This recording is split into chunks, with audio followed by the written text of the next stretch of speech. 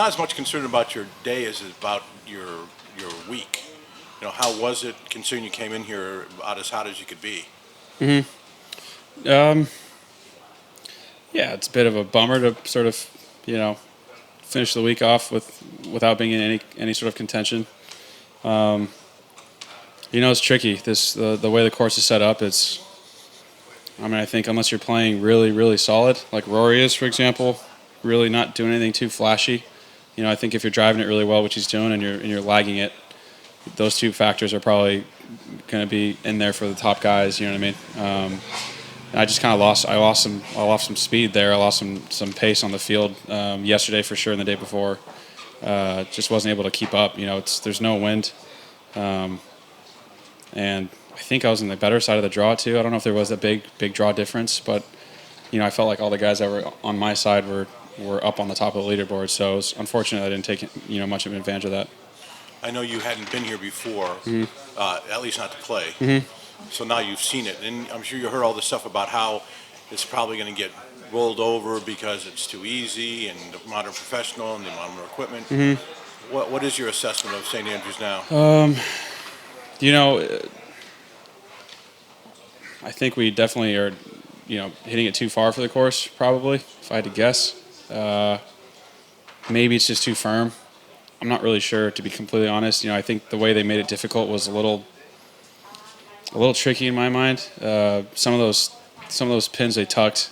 I mean, if you're on the correct side, you're going to have 30 feet, 40 feet. But if you're trying to get it close and you get a little greedy, like I did yesterday, there's no grass on top of some of those slopes. Today was a lot softer. The ball was kind of staying on the ground. Yesterday was kind of there's just no friction. It almost felt like a USGA event back in 15 or 16. I guess I only played it in 17, but yeah, it was. I don't know. I think I haven't really sat back and really thought about it yet. I've just been trying to shoot as low as possible each day because that's what everyone else is doing. I just saw you talking to the German colleagues of mine. How much is Germany still in your life? How much is it a factor? Did you know that you were the only German or half German person? Yeah, no, it's running through me.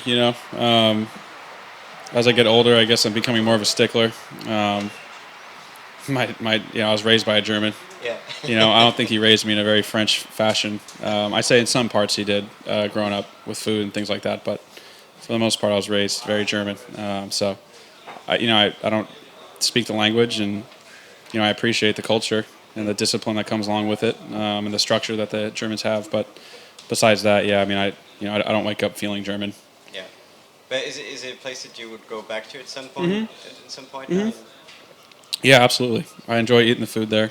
The beer is incredible. It's definitely a good place to camp out for at least a week. Any particular place that you really like the most?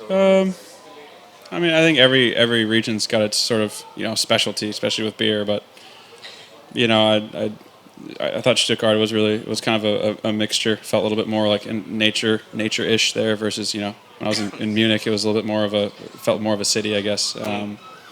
So I'm sure I could venture out and visit more places than I've been just to check it out.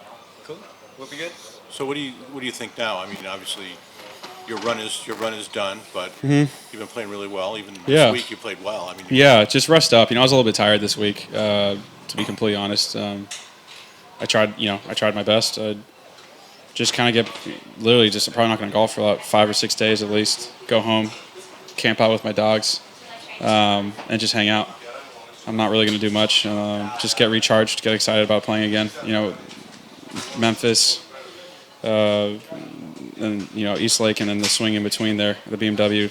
Those courses are going to play very different than what we've been playing. So probably start hitting more up on the golf ball and sort of change my outlook. Putting on Bermuda versus fescue is very different. So just kind of get reacclimated back to parkland golf. Obviously, this fall is going to be the last fall of the old regime, and then the new regime will start. Are you much of a fall guy, and are you looking forward to having the change?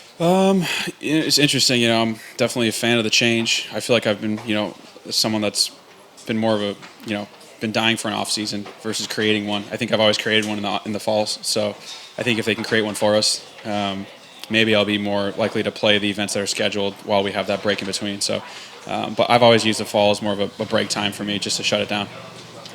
How long does it take you to traverse, do you think, from this course, from this setup, to the other setup? What's the plan there? Yeah, not too long. It's more of a mental thing, I'd say. I'm sure there's some physical stuff that's going to go on, hitting more up on the golf ball, taking it further forward in the stance, things like that. But a few range sessions and it should be good to go. What did you think of the town? Did you spend much time in it? I mean, I'm actually in this little village out just outside, about 15 minutes. Cooper? Just northeast of that. Okay. It's a smaller town, literally. It's charming, It's cool. It's definitely, I imagine if I grew up here, sort of what I would, what my outlook would be like, different than growing up in San Diego. But, the place is really charming, and the town is something where I like to come back and visit it when it's not so packed. I think I'd enjoy that some more. Fair enough. Thank you. All right, thanks, guys. Thanks, Tanner.